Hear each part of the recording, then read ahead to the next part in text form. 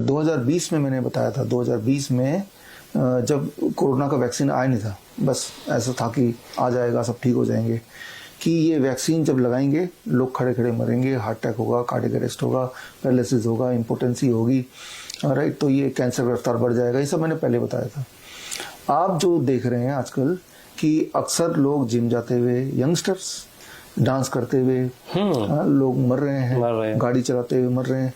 Heart attack होता था, पहले भी होता आया है, लेकिन इतनी तादाद में, राइट, तो उसका जो कारण है वो अब तो जगजाहिर हो गया है, जर्नल में आ गया, कोर्ट ने मान लिया, यूके के कोर्ट ने, TTS, थ्रोम्बोसिस थ्रोम्बोसाइटोपिनिया, यानी कि ब्लड का थक्का जमना, at the same time blood का एक्स्ट्राऑर्डिनरी थिन भी होना, दोनों सिचुएशन बॉडी में एक साथ हो रही है। थिन होगा तो कैंसर हो जाएगा, थिक होगा तो हार्ट अटैक आ जाएगा, और लेकिन दोनों ही हो जाएगा तो कुछ ना कुछ होगा, दोनों भी हो सकते हैं। तो ये सारी चीजें देख रहे हैं। तो अब कई सारे पेरेंट्स हैं जो ज्यादा अपने आप को समझदार समझते हैं, खुद ने तो 2-3 वैक्सीन लगा ही लिए, बच्चों को स्पेयर नहीं किया, जिनको गवर्नमेंट ने फोर्स भी नहीं किया था उनको भी लगवा दिया, अपने आप को ज्यादा मॉडर्न दिखाने के लिए। तो फिर जितने पेशेंट्स या इस प्रकार मुझे मिले, छोटे बच्चे, तो मैं हैरान हो गया कि बच्चों को भी वैक्सीन लगा दिया। और फिर उसका नतीजा, उस पर्टिकुलर बच्चे के बारे में मुझे ज़्यादा कुछ पता नहीं है अभी, लेकिन जो मैं सस्पेक्ट कर रहा हूँ कि जिस प्रकार यंगस्टर्स लोग कोविड वैक्सीन के बाद खड़े खड़े मर रहे हैं, तो वही चीज़ें आपको देखने को वहाँ मिल रही है, नंबर 1। नंबर 2, अभी एक मुहिम भी चल रही है छोटे बच्चियों में, वही 8 साल 9 साल 10 साल के कैटेगरी के बच्चों में, HPV वैक्सीन का, ह्यूमन पेपिलोमा वायरस वैक्सीन, है ना।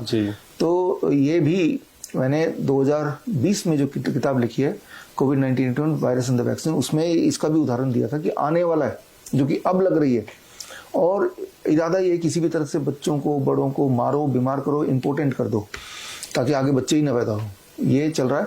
तो HPV वैक्सीन अगर बच्चों ने लगाया तो ये सब हो सकता है, हो रहा है। बाकी देशों ने जिन्होंने पहले से लगाना शुरू कर दिया, वहां पे सारे केसेस आ रहे हैं, और कोविड वैक्सीन का तो आपने देखा ही है। To come to the conclusion of your question, ये वैक्सीन का खेल है, वैक्सीन इंड्यूस्ड डेथ बोलेंगे, इससे ना तो हार्ट अटैक बोलेंगे ना कार्डियक अरेस्ट बोलेंगे, वैक्सीन इंड्यूस्ड डेथ। तो दैट इज द रीजन। तो सतर्क होना पड़ेगा पेरेंट्स को कि कभी भी कोई सुई बॉडी में बच्चों की मत डालिए, जितना डाल दिया, चाहे बचपन में डाल दिया, लेकिन अब और ना डालना है, क्योंकि आजकल जो वैक्सीन आ रहे हैं वो वैक्सीन नहीं है पुराने वाले, वैक्सीन के नाम पे वो स्लो पॉइजन है, mRNA टेक्नोलॉजी, यानी कि आपकी जेनेटिक म्यूटेशन कर देगा, जेनेटिक बदलाव कर देगा पूरी तरह से, तो आप एक अलग इंसान बन गए। तो ये बातें हमें समझनी पड़ेंगी कि after it is matter of your life and death.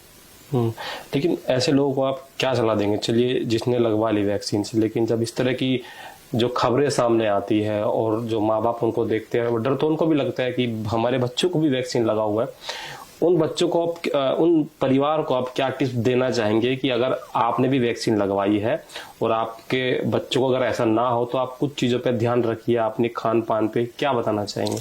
देखिए, ये जो वैक्सीन से कैसे बचेंगे आप, उसके प्रकोप से लगा तो लिया ही है, हाँ, ठीक है ना, तो वो तो आने वाला टाइम ही बताएगा, ठीक है ना, क्योंकि हर दिन एक नया आपको दिख रहा है कि भाई कुछ ना कुछ हो रहा है ऐसे लोगों को, लेकिन जो आपके हाथ में है, 1, बी ऑन DIP डाइट, जो आप गूगल करेंगे मिल जाएगा।